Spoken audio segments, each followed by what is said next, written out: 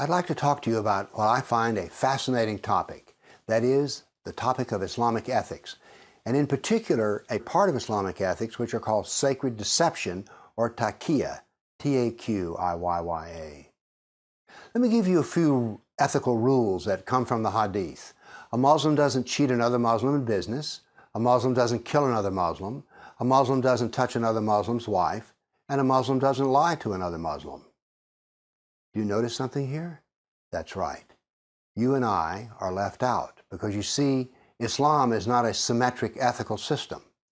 The golden rule is symmetric. Do unto others as you would have them do unto you. That is, there's a balance here. The other and yourself are seen as equal. But in Islam, if you're a kafir, you're never equal to the Muslim. Islam does not have a golden rule. The kafir is always inferior. Now then, let's talk about lying and deception.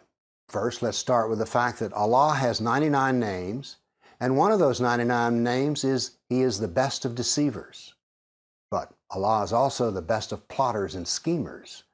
So given that, is it too surprising that we find in the Quran, chapter 16, verse 106, those who disbelieve in Allah after having believed, who open up their hearts to disbelief, will feel the wrath of Allah and have a terrible punishment.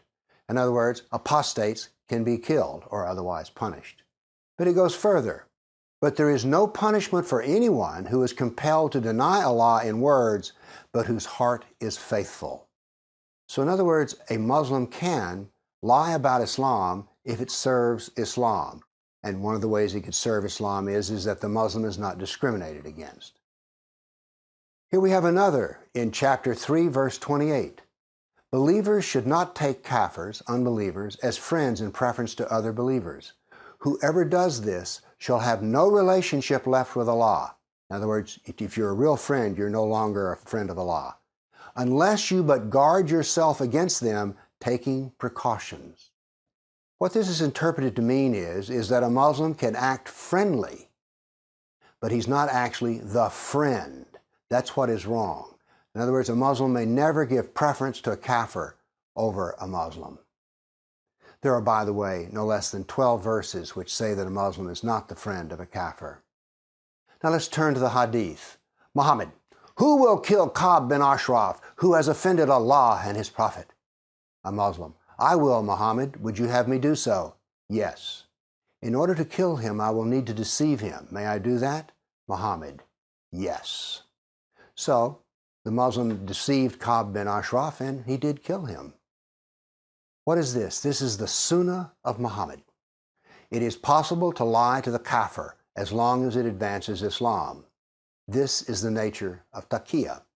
Now there's another way in which a Muslim can lie. There's a hadith, a fairly well-known hadith, in which there are 3 reasons for Muslims to lie. One is jihad, that is the struggle against the kafir. So a Muslim can lie to you anytime he needs to advance Islam. The other is a Muslim may lie to another Muslim if it will make the situation better. And a husband and wife may lie to each other as long as it smooths the relationships in the household. So deception is part of Islam. Allah is a deceiver, Muhammad was a deceiver, and therefore every Muslim can be a deceiver. It is so special that it has a name, Takijja. So the next time you're hearing something about Islam that just doesn't sound right, and it comes from the mouth of a Muslim, you're right. It's not right. It's a lie. It is Takijja. Thank you.